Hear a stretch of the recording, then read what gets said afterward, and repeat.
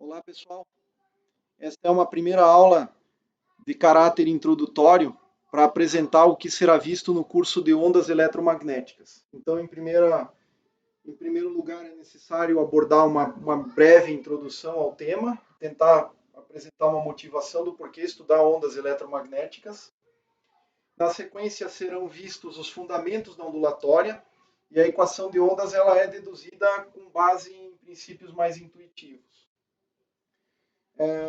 Em geral, o curso de ondas eletromagnéticas, dentro do curso, ele é uma sequência de eletricidade e magnetismo, ou em muitos lugares, eletromagnetismo 1, onde você vê a questão da estática, magnetostática e eletrostática, e num segundo curso, as equações de Maxwell no regime variante no tempo, em que o tempo, o caráter temporal, a dinâmica temporal começa a se fazer presente.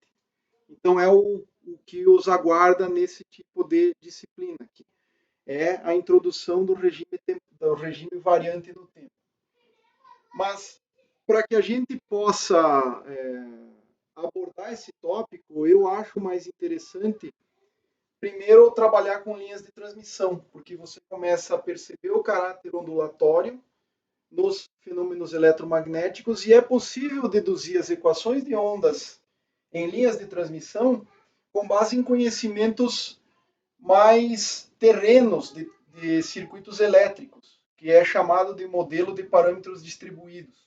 Então, a gente trata de linhas de transmissão primeiro, para você perceber que a teoria de circuitos elétricos ela é falha em algum momento, ela tem um limite de validade. Você pode até estender esta teoria para chegar num conjunto de fenômenos ondulatórios que é tratado por um grande campo chamado linhas de transmissão. Dentro da motivação de linhas de transmissão, também é possível abordar um pouquinho do caráter geral de guias de ondas. Mas esse tópico aqui, com a decomposição transverso-longitudinal, etc., com um pouco mais de rigor, é tratado ao final do curso, se houver tempo. Né? Aí nós temos, depois de motivar e de perceber que o caráter inerentemente ondulatório está presente nos fenômenos eletromagnéticos, a gente parte para realmente as equações de Maxwell. E dentro desse tópico é necessário abordar o significado físico das equações, a consistência interna desse conjunto de equações que governa todos os fenômenos eletromagnéticos conhecidos no domínio clássico.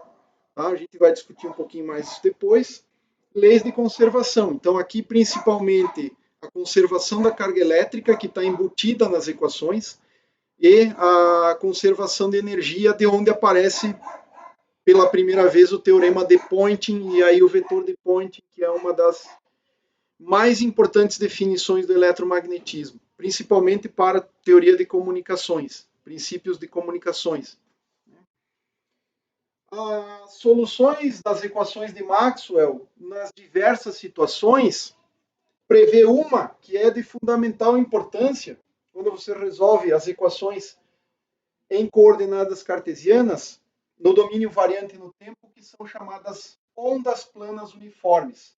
Então, aqui nesse tópico, a gente vai ver as relações entre a onda, os vários vetores que são necessários para definir uma onda plana, o vetor de onda, o campo elétrico, o campo magnético, as relações de dispersão, superposição de ondas planas, meios materiais, como é que uma onda se propaga no meio material, e as leis de Snell que envolvem reflexão, refração e tudo mais.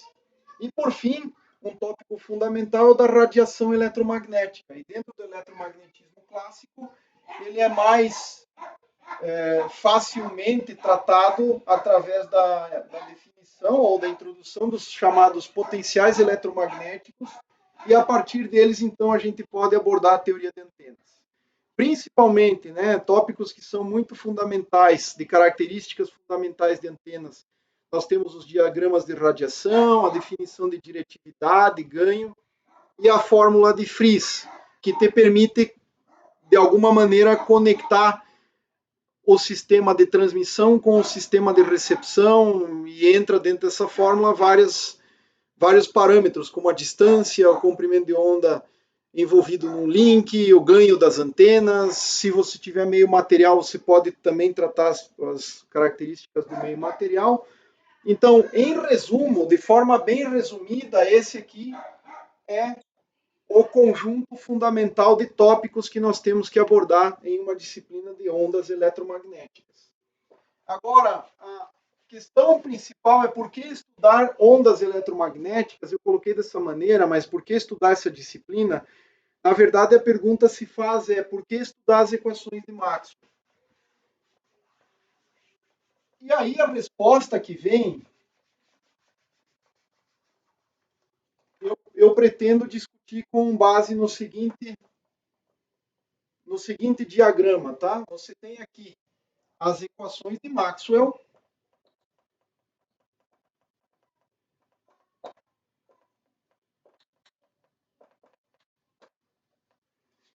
que é o conjunto completo que governa os fenômenos eletromagnéticos.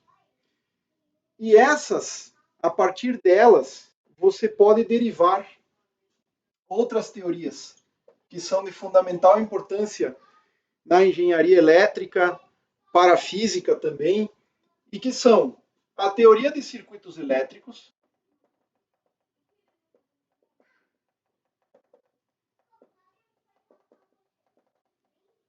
ela é um ramo derivado das equações de Maxwell. Nós temos, por outro lado, a óptica, toda a teoria da óptica. Dentro dela nós temos a óptica geométrica. Então, óptica geométrica, que é o traçado de raios, é derivado das equações de Maxwell. Então, óptica geométrica, que aqui é basicamente, só para lembrar, traçado de raios, explicar a propagação da luz através do traçado de raios.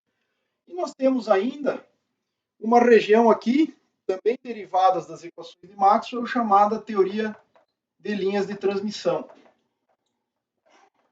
ou microondas.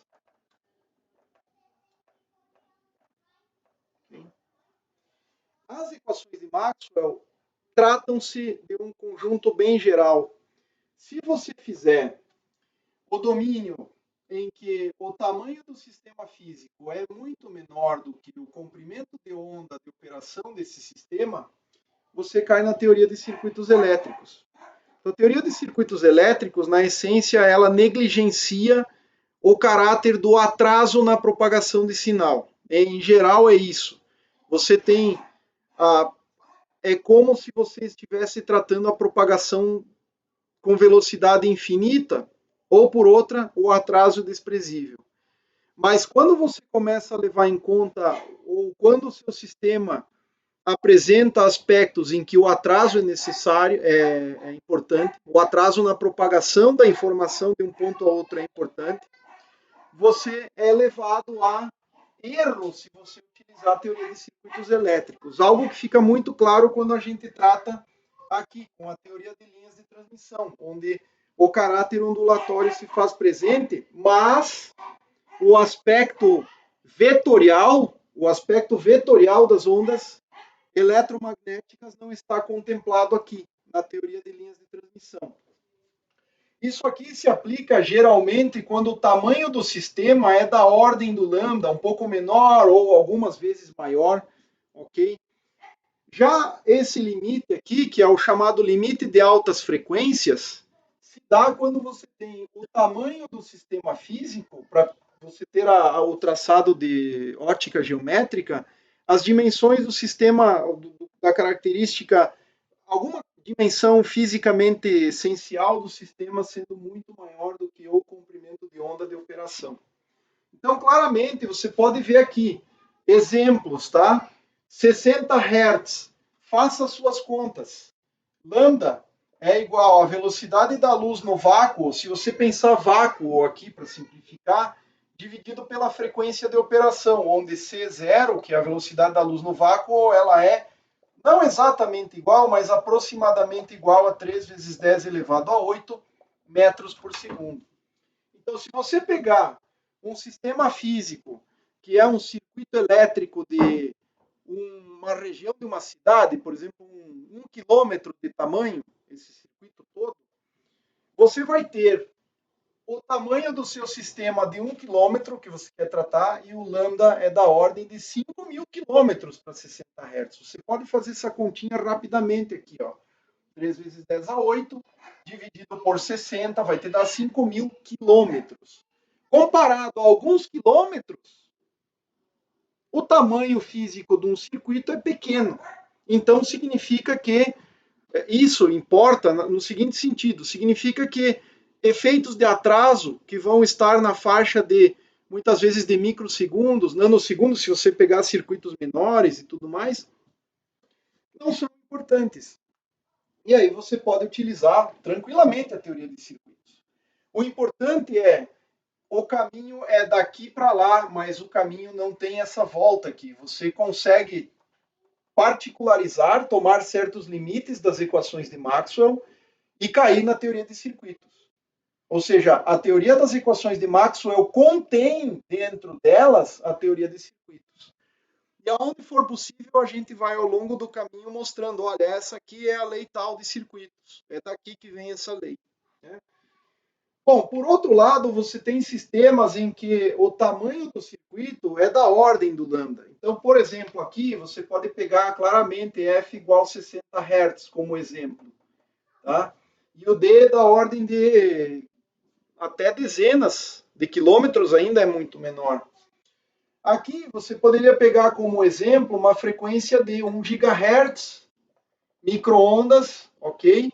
Frequência que é dentro do espectro eletromagnético, as frequências de microondas são utilizadas no Wi-Fi, na telefonia celular, para comunicação via satélite, para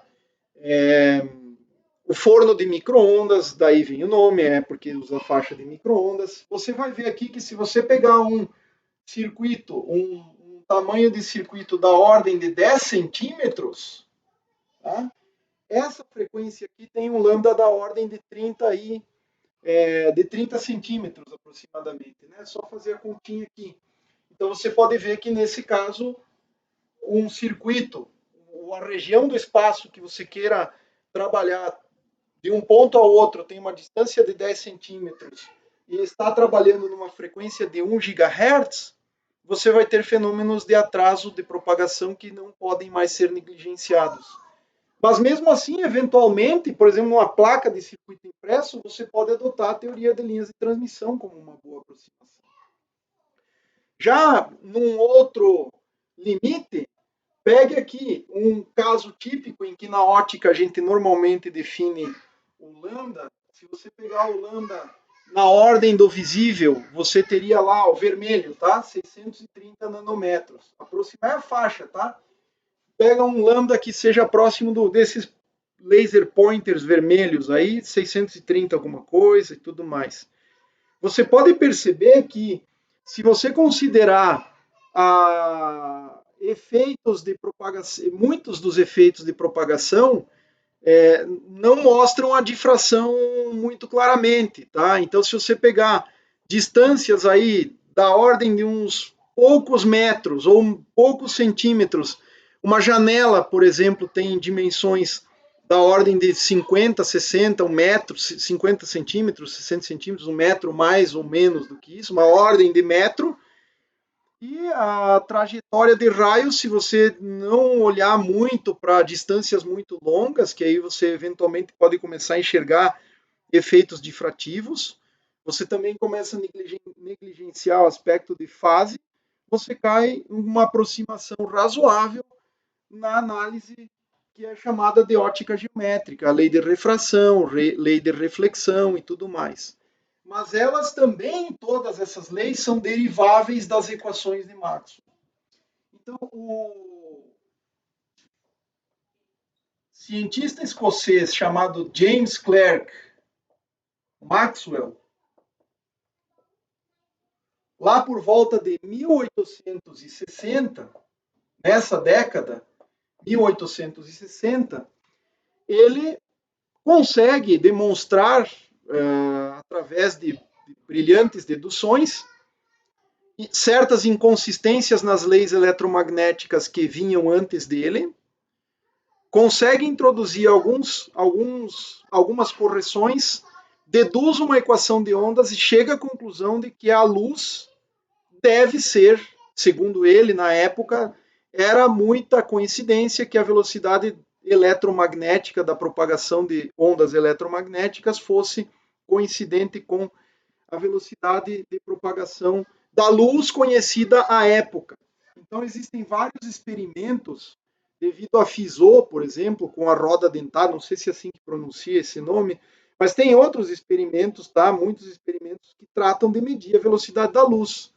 Então, o Maxwell ele consegue realmente perceber que a luz, a velocidade da luz e a velocidade de propagação das perturbações eletromagnéticas nos meios era idêntica.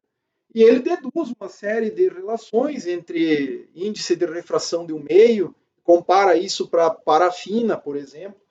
Isso está tudo relatado em diversos tratados, artigos que ele publicou à época e no famoso livro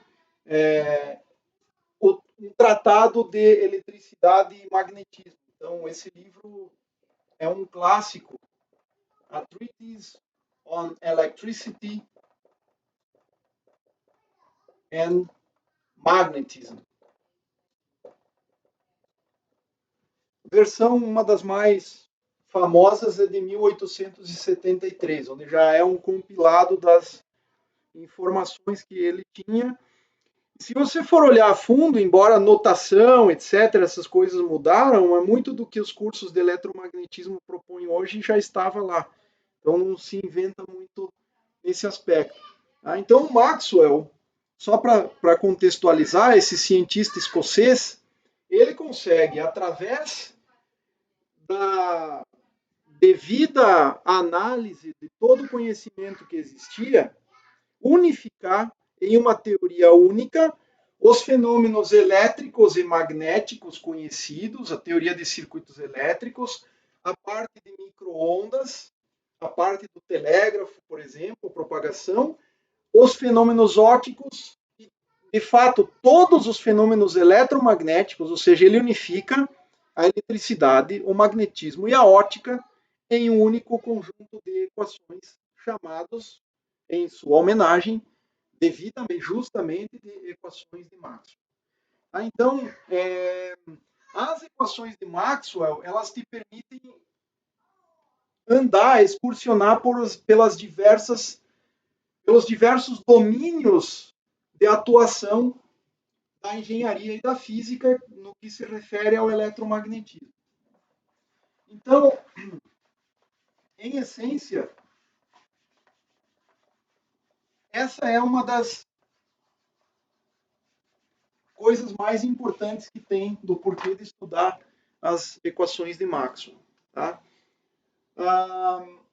É necessário mencionar que existe uma coisa chamada espectro eletromagnético.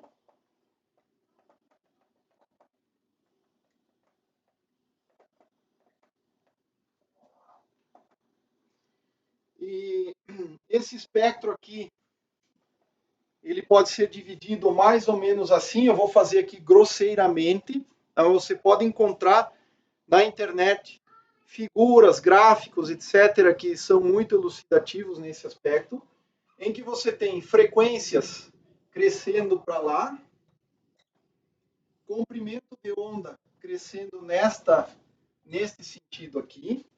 Né? Então, aqui você teria a frequência, esse aqui seria o lambda. Sempre lembrando, o C é igual a lambda vezes F, então você pode calcular isso aqui facilmente, tá? Determinar a partir do C do vácuo.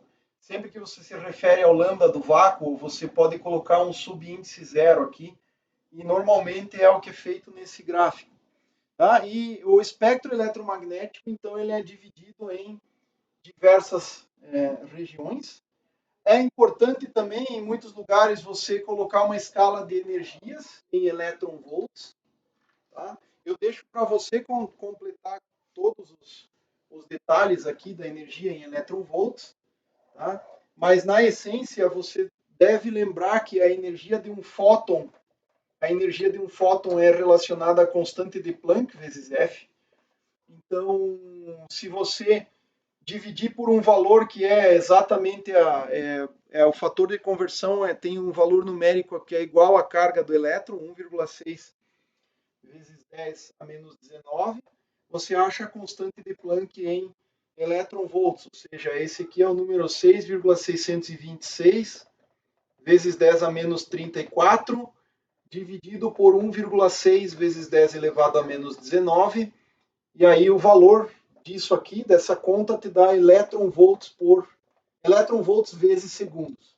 Tá? Eletronvolts vezes segundos, aí frequência 1 sobre segundo, você vai ter eletronvolts lá. Tá?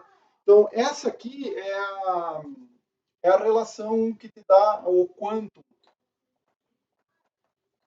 ou a energia do fóton aqui.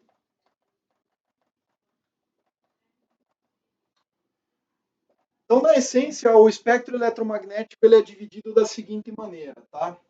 Até 300 GHz, vou colocar mais ou menos por aqui, ó, 300 GHz, de 0 a 300 GHz, que corresponde a lambda tendendo a infinito, na frequência tendendo a zero aqui, então o comprimento de onda vai tender a infinito.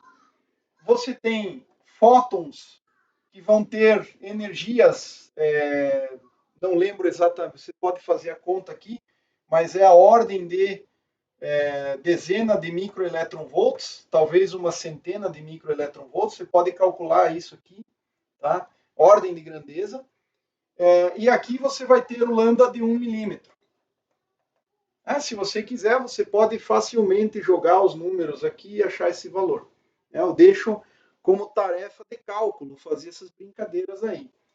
Tá? Então, toda esta região espectral aqui, toda esta região espectral é chamada de RF. Tudo isso aqui. Ó. Tá? Isso aqui é o que é chamado de radiofrequências. Okay? As radiofrequências estão aí. Se você pegar a escala, e aí é dividido de 30 em 30, porque teve uma certa inteligência na hora de fazer as coisas, se você, de 3 em 3, desculpa, se você lembrar que a velocidade da luz no vácuo pode ser aproximada por 3 vezes 10 a 8 metros por segundo, e você quer calcular o lambda, você vai lembrar que o lambda ele vai ser dado por 3 vezes 10 a 8 dividido por uma frequência. Se você quer o lambda em potências de 10, você vai colocar frequências em fatores 3 vezes 10 a alguma coisa. Então, a separação espectral ela se dá assim, de 300 MHz, é uma faixa grande aqui, até 300 GHz, é isso que a gente chama de microondas. Tá? Essa é a faixa chamada microondas. Então, você vai desde 300 MHz até 300 GHz. Do 300 MHz até o 3 GHz é uma faixa muito importante porque ela é utilizada na telefonia celular, Wi-Fi, embora já tenha o Wi-Fi migrando para frequências mais altas, as gerações 5G, 6G, etc., da telefonia e outras aplicações estão migrando para frequências mais altas, mas entre 300 MHz e 3 GHz, você tem a primeira fatia do espectro de microondas, e essa primeira fatia é chamada de UHF, tá? Ultra High Frequencies. De 300 MHz até 30 MHz, você tem aqui o chamado VHF, onde tem estações de rádio de FM, por exemplo. Tá? Então, aqui é que está o FM. E é claro que em termos de lambdas, você pode ver, por exemplo, que 1 milímetro, 3 gigas, dada a ordem de 10 centímetros, 300 mega, dada a ordem de 1 metro, ou seja, veja que os lambdas estão em potências de 10. 1 metro é 10 elevado a zero. 10 centímetros é o fator 10 elevado a menos 1 metro, né? E por aí vai. Então, 30 MHz vai te dar o lambda de 10 metros. E isso continua para cá, mas frações menores. Então, você tem de 30 a 3 mega, que é o chamado HF, e assim vai. Você vai chegar lá nos extremely low frequencies, frequências muito baixas dentro do espectro. Tá? Energias do fóton vão tendendo cada vez mais para zero. Tá? Aí, de 300 GHz até alguma coisa que vai, a partir daqui a coisa começa a ficar um pouco diferente, tá? Que vai até algo da ordem de aproximadamente 700 nanômetros em termos de lambda, você tem o espectro do infravermelho. Toda esta região aqui, ó, é o chamado infravermelho. Então, tem que calcular qual é a frequência que está aqui. Você pode fazer uso da relação ondulatória diretamente aqui, vai calcular a frequência lá. Essa região aqui é o IR, Infrared. Ou para nós em português, IV, né? Infravermelho. Tá? É a região do infravermelho.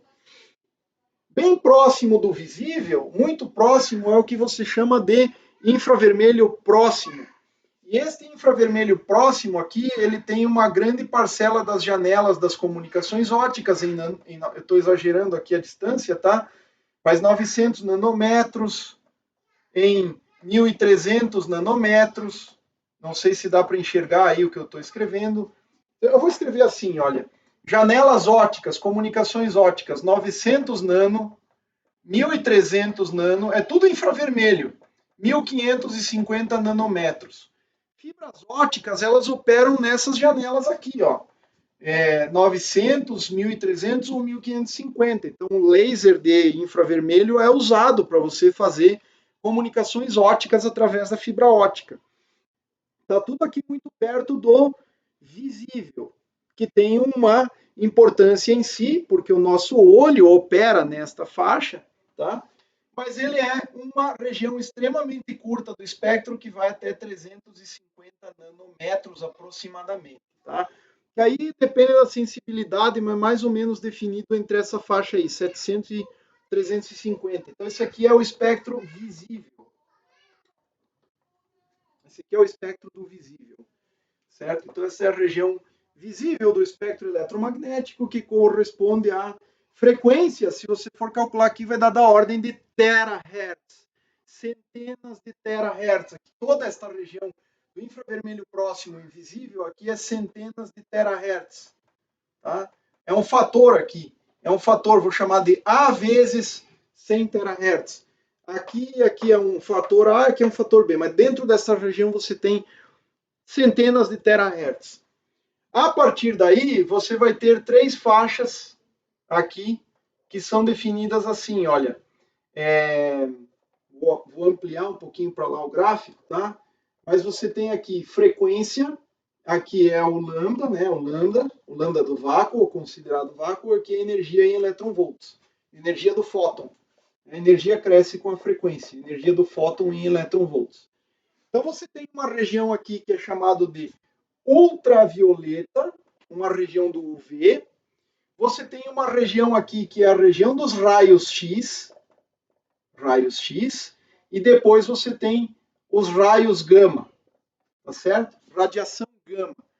Tudo isso aqui, ó, a partir do ultravioleta, são consideradas radiações ionizantes. A partir daqui você tem a radiação ionizante. Por que ela é ionizante? Porque o único fóton é capaz de arrancar um elétron do material, ou um elétron do átomo, é capaz de arrancar e deixar íons presentes no meio. Então, se você jogar ultravioleta, você vai ionizar.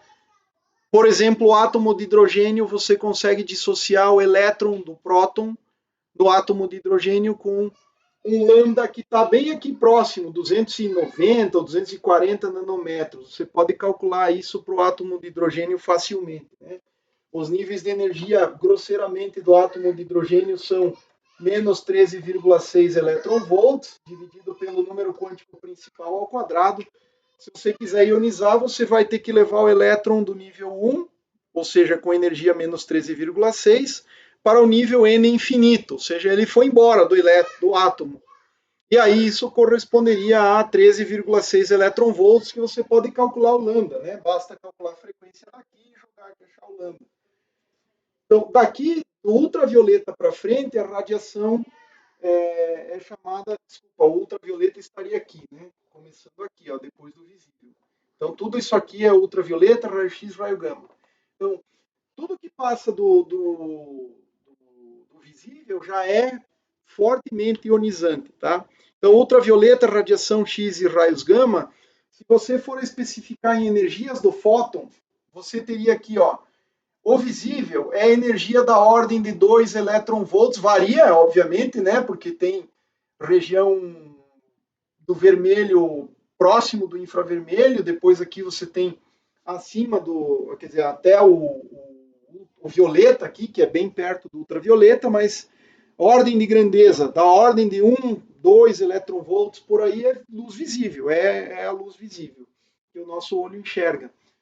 O ultravioleta, aí ele já está assim, escalas de ordens de dezenas a centenas de eletronvolts. Tá? Você tem essa escala de energias.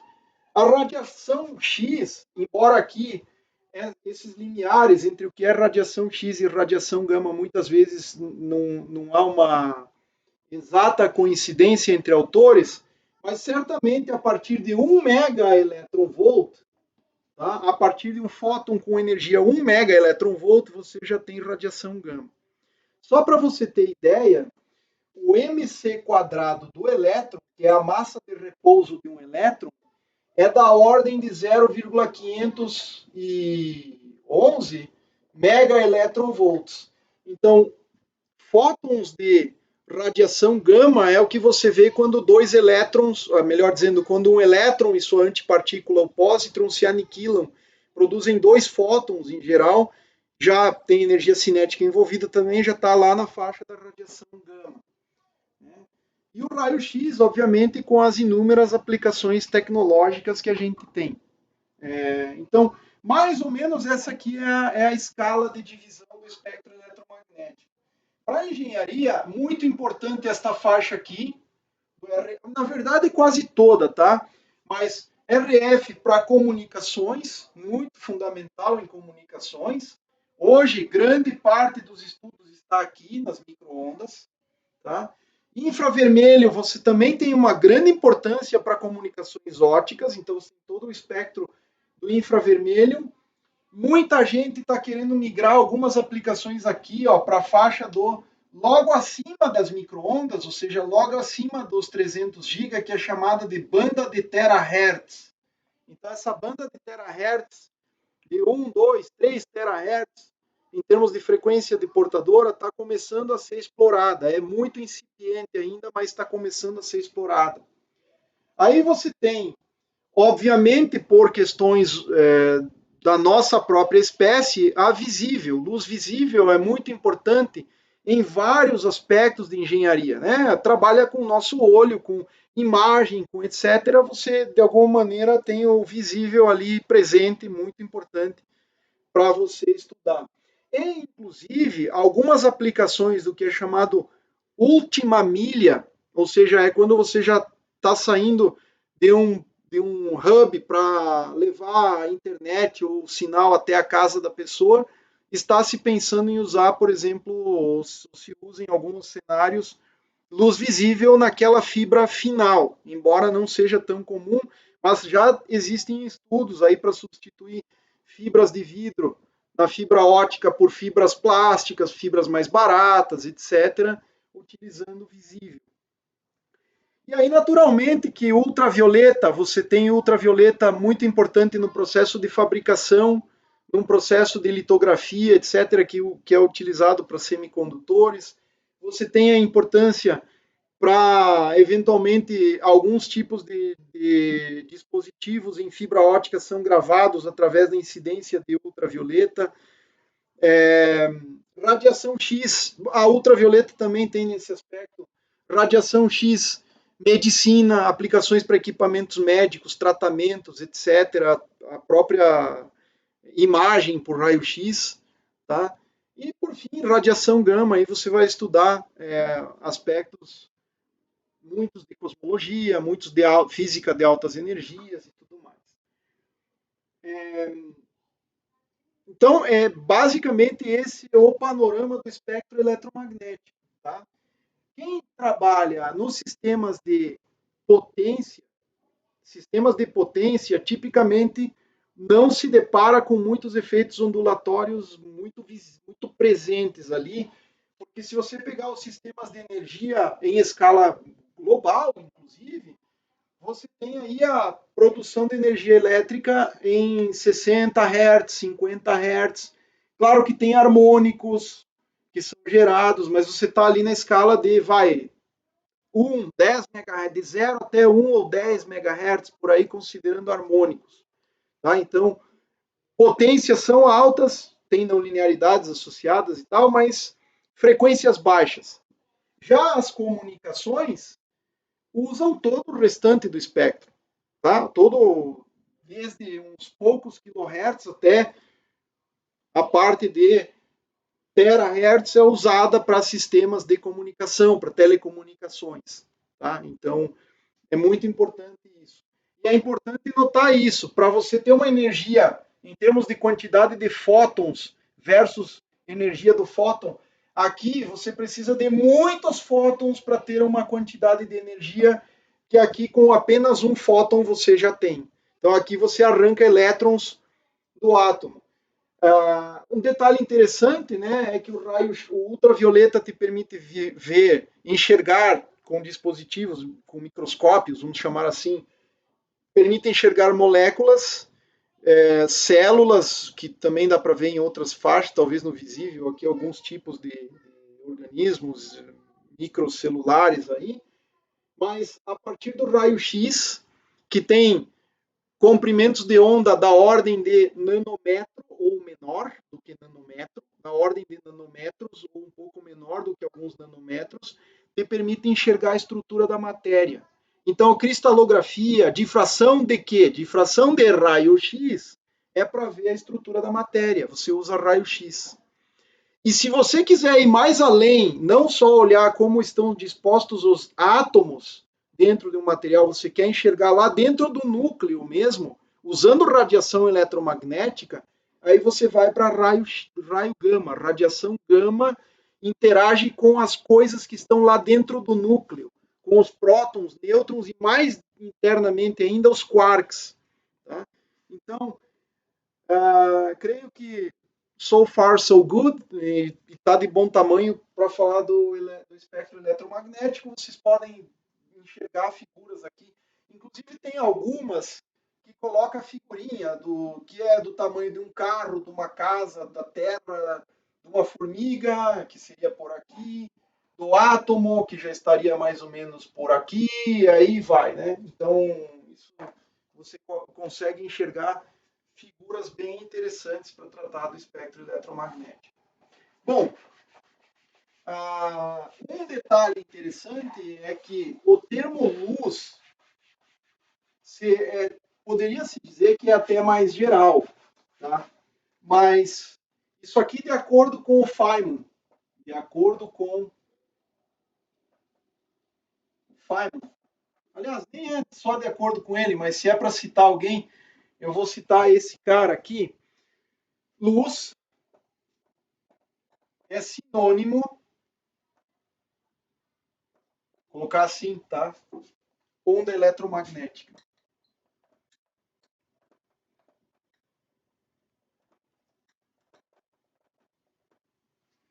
Então, luz e onda eletromagnética são sinônimos. Embora a luz seja uma terminologia mais geral, que inclui também o aspecto corpuscular do fóton, tá? Mas do ponto de vista clássico, até a quantização do campo eletromagnético, que é um campo que tem natureza ondulatória, vai te dar o fóton. Mas luz e ondas eletromagnéticas são sinônimos, tá? Então, isso é um aspecto muito importante. E daí o porquê você tem que falar, isso aqui é luz visível. É onda eletromagnética que o seu olho enxerga. Luz não visível, infravermelho, ultravioleta, microondas e tal, é luz. Segue os mesmos princípios, refração, reflexão, difração, espalhamento, tudo que você quiser imaginar vai que afeta uma faixa de frequências vai afetar outras. Tá? Então, o eletromagnetismo, as equações de Maxwell,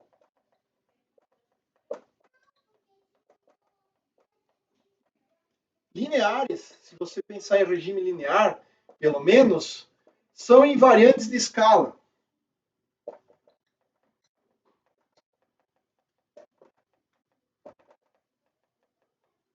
Por transformações de escala. Então, se você aumenta o tamanho das coisas ou diminui o tamanho das coisas, as equações de Maxwell, você reescalona alguns parâmetros lá, mas elas continuam sendo válidas. Tá? Então, não importa qual a faixa do espectro, você pode ter luz ou onda eletromagnética de microondas com o fóton correspondente de 1 microeletronvolts de energia, 1 microeletronvolt de energia, ou você pode ter radiação gama, que aí é a escala de mega eletronvolts de energia, são 12 ordens de magnitude em termos de energia do fóton, mas ainda assim você está falando de um fenômeno que tem a ver com o eletromagnetismo. Tá? Então, luz é equivalente à onda eletromagnética. E é por isso que a gente precisa falar visível, é luz visível, porque é aquela faixa que você enxerga. Mas pode ser luz não visível, parte do espectro que não é visível, e também é descrito pelas equações de Maxwell. Ok? Existe uma. Bom, aqui o que mais nós podemos falar a respeito do porquê estudar as equações de Maxwell. Tá?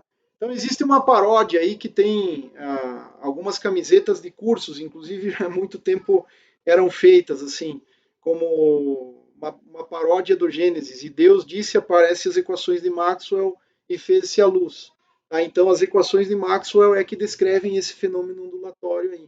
É um bem conhecido aí, vocês podem ver aí que tem vários, no passado tinha isso, não sei se hoje ainda o pessoal faz, mas uma coisa que eu gostaria de ressaltar aqui, tá, é que uma coisa que todos deveriam dar uma olhadinha, e eu sei que isso às vezes é passado batido hoje, é o chamado método científico, tá? Então, método científico, você tem como um expoente o Karl Popper.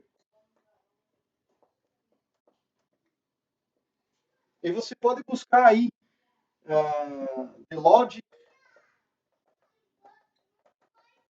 of Scientific Discovery.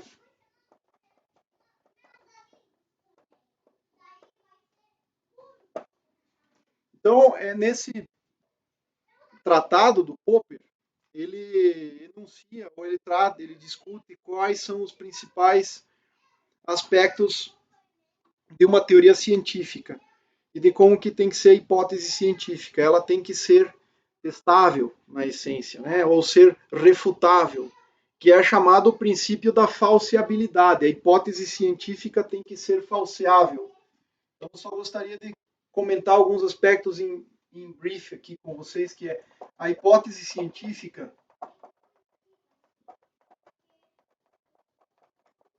Dentro do método científico, como a gente usa ele hoje, deve ser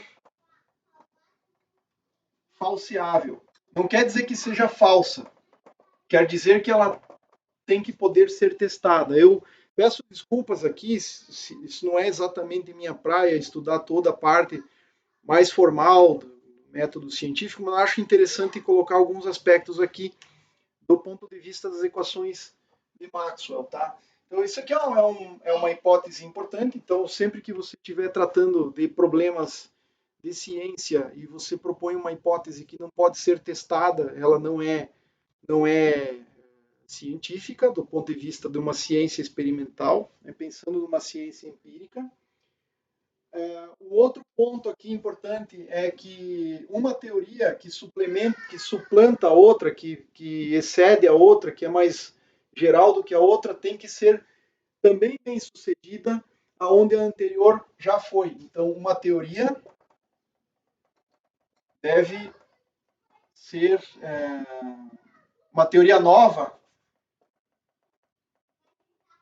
deve avançar as anteriores, vamos colocar assim, a anterior.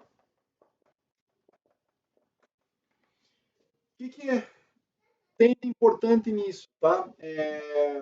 Eu vou pensar aqui grosseiramente como conjuntos. Imagine que você tem aqui o conjunto que a sua teoria é a natureza, tá? Esse aqui é a natureza dos fenômenos.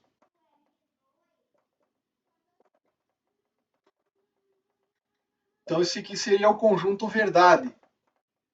Tá? É o conjunto verdade, a natureza dos fenômenos. Sempre que você propõe uma teoria, ela tem que ser capaz de abarcar uma parte dos fenômenos, explicar alguma coisa. Você tem lá uma evidência experimental, você propõe um conjunto de axiomas, então você tem os postulados da sua teoria, postulado 1, postulado 2, e assim vai, um conjunto de leis, em geral, por exemplo, as leis de Newton, lei da inércia,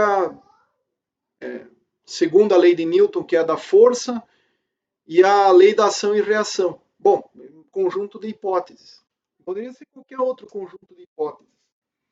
E aí você faz com base nesses postulados aqui, essa aqui é sua teoria 1 em vermelho, né? Sua teoria 1.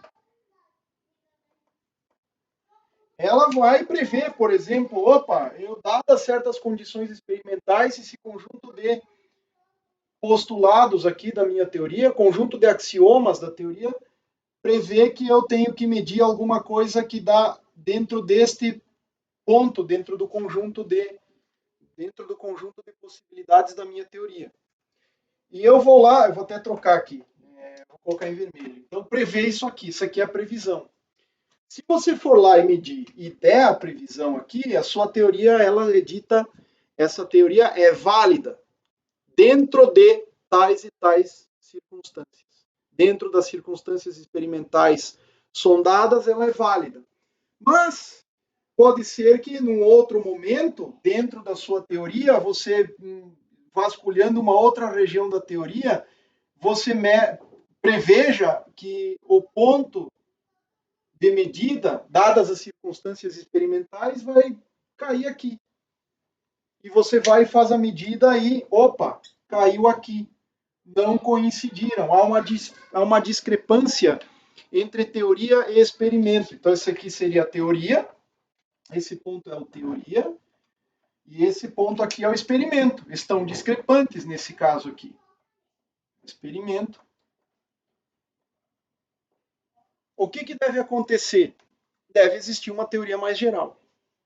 Só que dentro de toda esta região aqui, a minha teoria número 1 é bem sucedida. E uma nova teoria que venha a surgir não pode deixar de contemplar aquela região onde a primeira foi bem sucedida. Então eu vou construir uma teoria que elimine estas inconsistências e que seja mais próxima e que abarque mais coisas. Então, e que certamente tome em conta esse ponto aqui. Então, eu vou construir uma nova teoria, digamos que seja esse conjunto aqui, esse conjunto aqui, que exclui aquele ponto, certo? E que permita prever este resultado aqui. A teoria 2 é um conjunto de postulados também, tem a postulado 1, tem um postulado 2, tem uma lei 1, 2, 3, 4, 5, mas de tal maneira que essa nova teoria aqui, ela ainda assim prevê tudo que a anterior já previa. Tá? Exemplo aqui típico, teoria, as leis de Newton e a teoria da relatividade. A teoria da relatividade é mais geral, ela abarca os fenômenos das leis de Newton. Ela não refuta as leis de Newton aonde as leis de Newton foram bem sucedidas. Ela corrobora. Tá? Então, você tem uma nova teoria e aqui, esta região aqui, onde a sua nova teoria passa a não valer mais, ela não consegue mais prever, é o limite de validade da sua teoria. Esta região aqui, A interseção entre o experimento e a prática é onde ela é válida. Se você tiver uma região onde você força um pouco a mão e a sua teoria passa a não valer mais, que são circunstâncias experimentais aqui, por exemplo, aqui nesta região limite, nos limites aqui, ó, esses limites aqui são chamados de limites de validade da sua teoria. As equações de Maxwell, importante dizer, as equações de Maxwell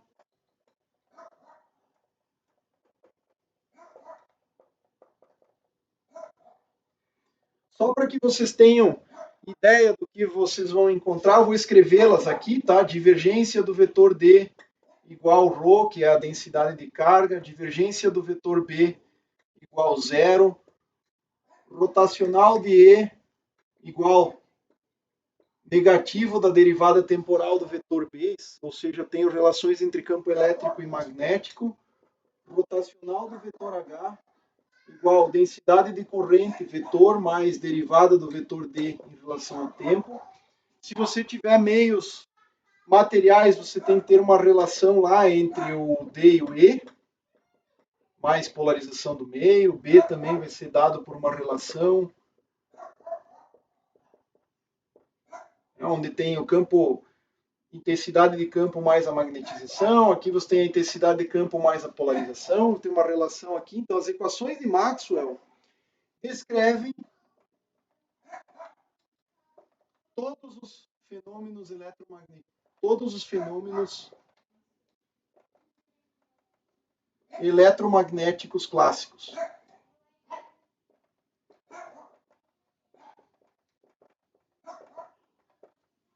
Tá?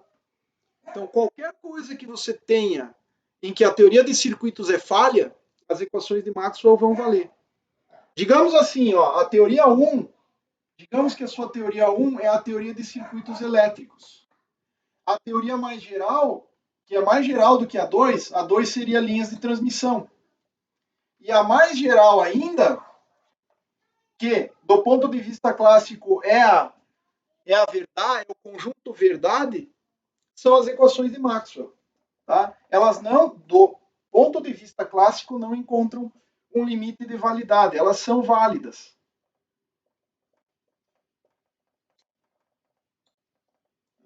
Agora, é claro que se você quiser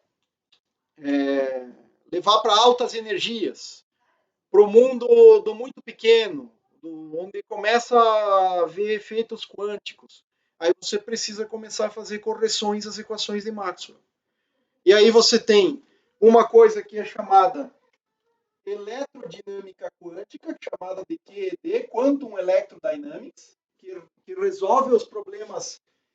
São as equações de Maxwell quantizadas, basicamente isso, adicionalmente com a descrição das partículas fundamentais por um prisma mecânico quântico. E mais além disso aqui, tá? Então a QED seria mais geral ainda do que as equações clássicas, mas a forma não muda muito, tá? Só que os campos têm que ser convertidos em operadores, é uma coisa que bem longe do escopo dessa disciplina. E mais além disso aqui, nós temos uma coisa que chama-se teoria eletrofraca, que é em altíssimas energias, em ordens de gigaelectronvolts nas interações entre as partículas.